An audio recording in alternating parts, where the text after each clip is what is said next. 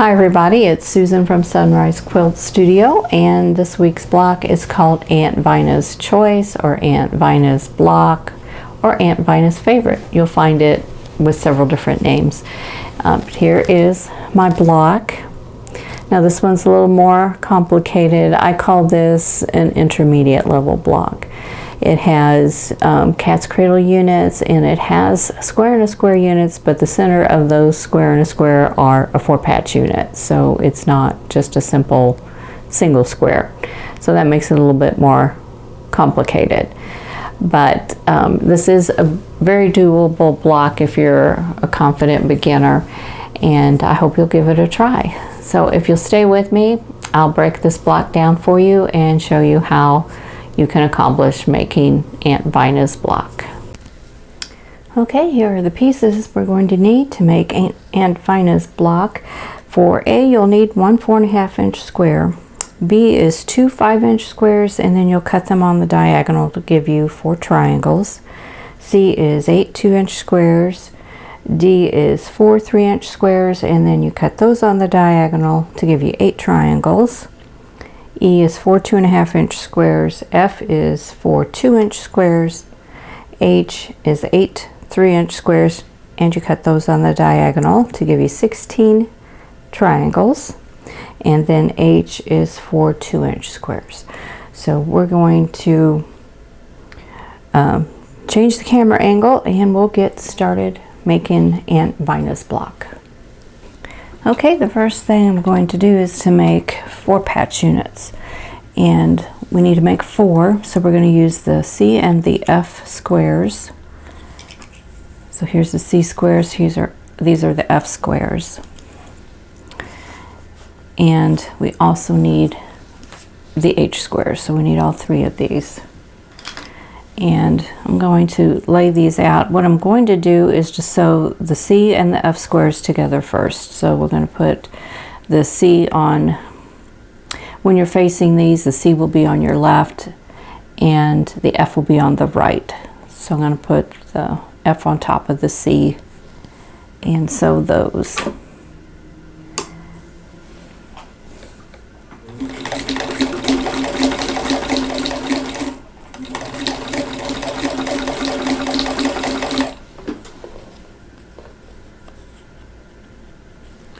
And let's just make all of these, all 4 of these sets. Just chain piece them together.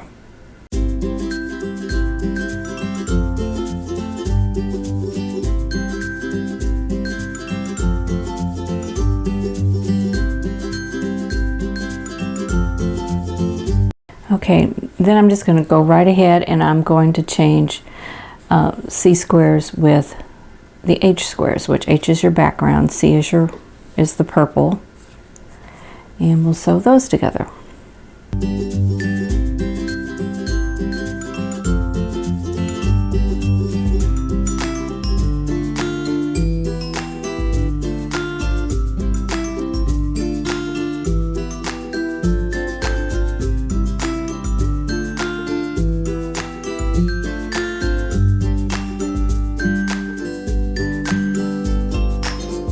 I'm going to clip these apart and press them, and then sew them together into the 4-patch units. So here we go. So let me back up a little bit so you can see how this goes together. So we're going to put the purples opposite each other. So we'll have blocks like this. And I've pressed all my seams towards my darker fabric, which is my purple, so these will nest together. So I'm going to go ahead and stitch all these, and then we'll have all of our 4 patches done.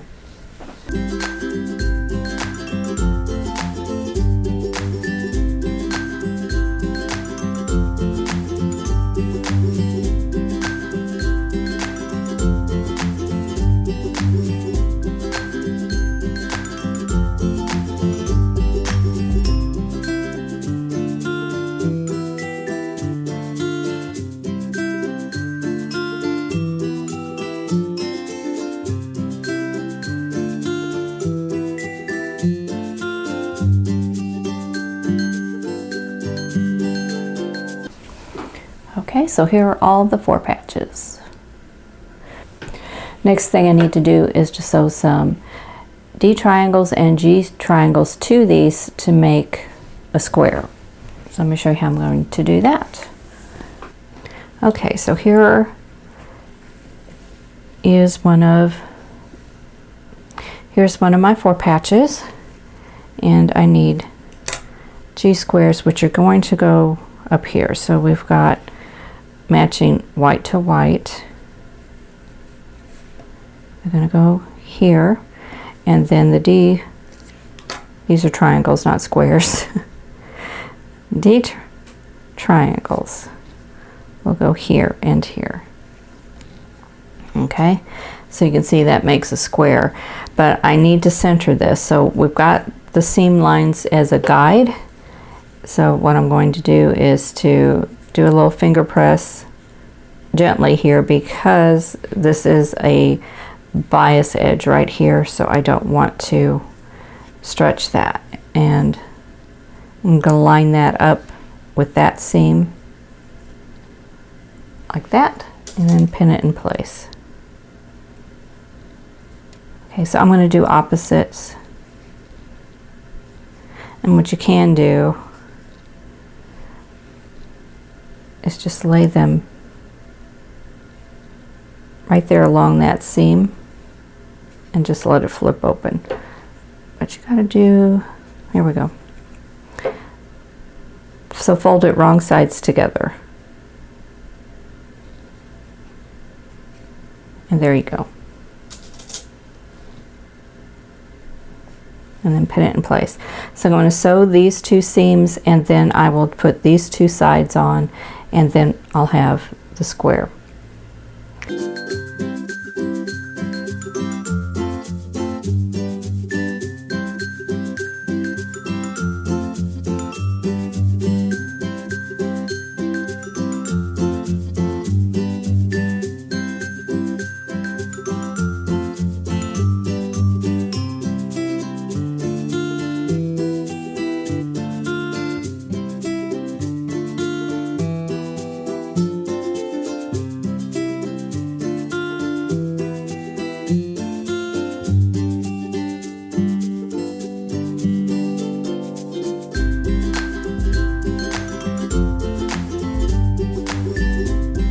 So here is this one. Now this should measure 4.5 inches square, and you should have 1/4 inch from the point here to the edge of the block. So you can measure that and trim it down if you need to, as long as you have that 1/4 inch. And mine can be trimmed a little bit, so I will do that before I put it in the block. But it looks really close, so I will do a little bit of trimming, and then this will be ready to go. So I'm going to go ahead and finish the rest of these units, and then we'll get started on the corner units. So these will be the side units.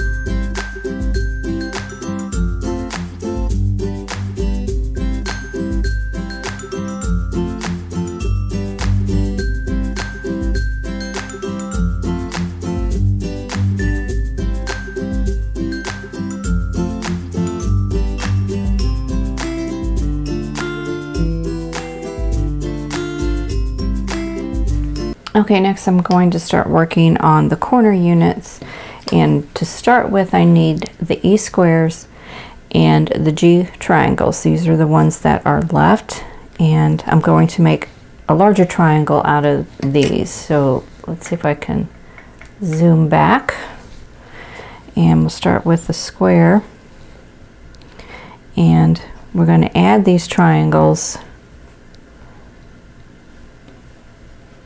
here and here, and then that makes a larger triangle. So I'm going to start by doing one side at a time.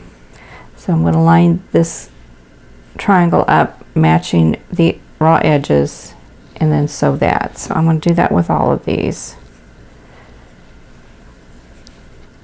So there should be 4 of these, and then I have 4 left over for the opposite side. So we have 4 squares and 8 triangles, and they're just, I'm going to match everything up so I can just kind of zip through them on the sewing machine.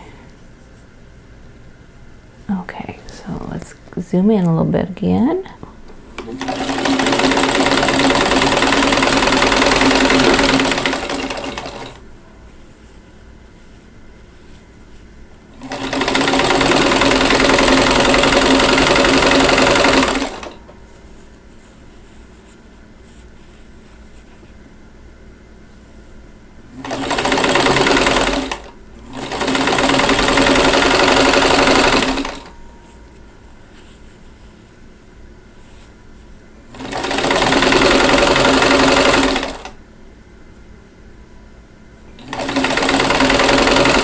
Okay, where is my leader? Here we go.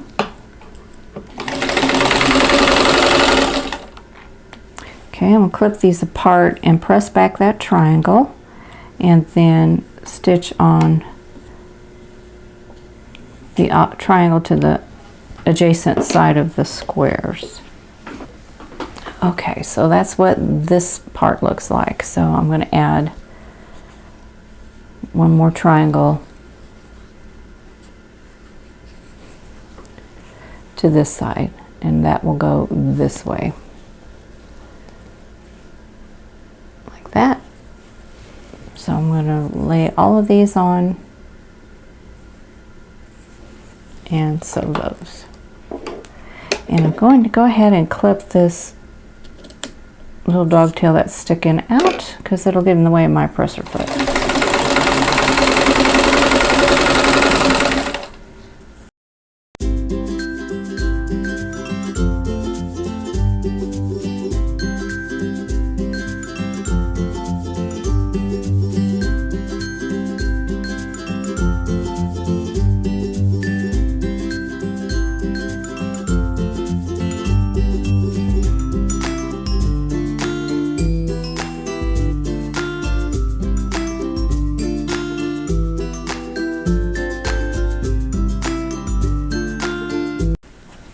So here we go.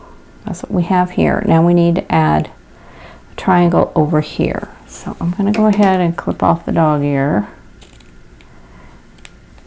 And we need the B triangles. Now we're going to sew a B triangle onto this unit here. And before we do that, you want to check to make sure you have a 1/4 inch from the point here down to the raw edge. Now mine came out a little bit longer, had too much fabric there, so I trimmed that down. And now this triangle here is probably going to be a little bit larger than what I need, and it's just a little bit. You can see some extra fabric, so I'm just going to slide that down so that these raw edges are even, and I can always trim that outer edge. And then I'm going to go ahead and sew this. This unit should measure 4.5 inches square when I'm done. So just be careful, these are biased edges, so you don't want to stretch them.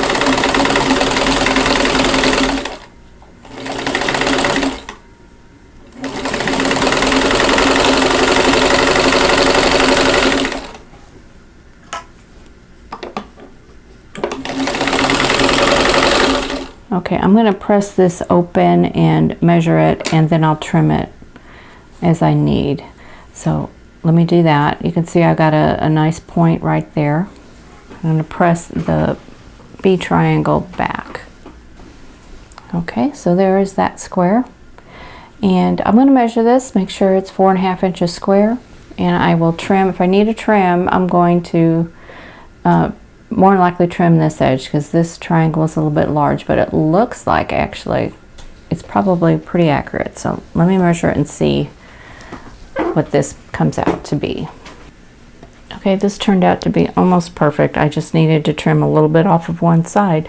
So we're doing good. So I'm going to go ahead and sew the rest of the B triangles onto these corner units, and then we'll be ready to put the block together.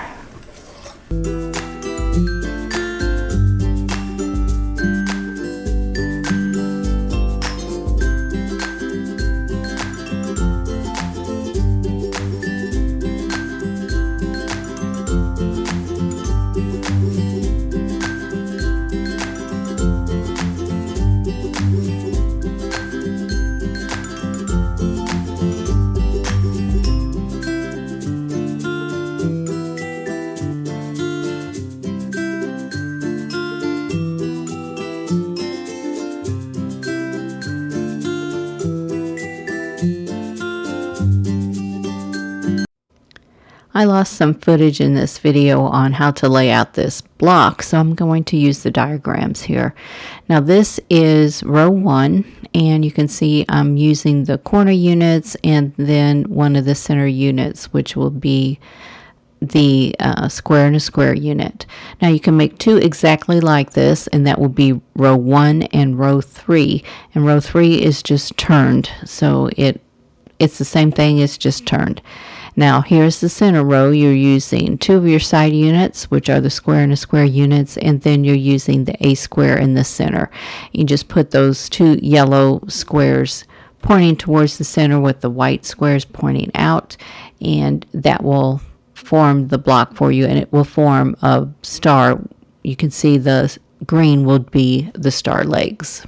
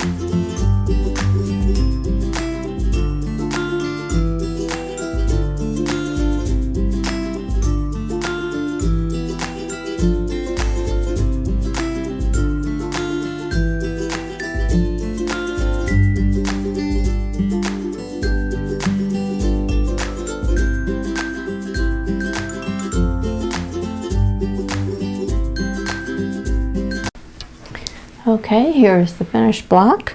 It turned out pretty well. Lots of pieces, different techniques than just flying geese and half square triangles. So take this one slow. I think the trick is making sure these units are all 4.5 inches square when you're done. So anyway, I hope you'll give this block a try. Okay, that is it for Aunt Vina's block, or Aunt Vina's favorite block. It goes by a couple of different names, but this block really wasn't that difficult. Just go slow, follow the steps, and just watch the size of your units, trim them to make sure they are the correct size, and I think this will be a pretty interesting block for you. Now the fabrics I used in here are Calico by Lori Holt, so you can find those out and about right now, and use any kind of combination that you want. It's a really interesting block, so I hope you'll give it a try. Now, if you like this video, please click the like button. Don't forget to subscribe if you haven't already, and click that notification bell so you'll be notified when the next video comes up. And in the meantime, I hope you are all staying safe and healthy, and I'll see you in the next video. Thanks for watching. For more quilting ideas, click on the video links, and to keep up with my latest projects, click on the subscribe button. I hope to see you again soon.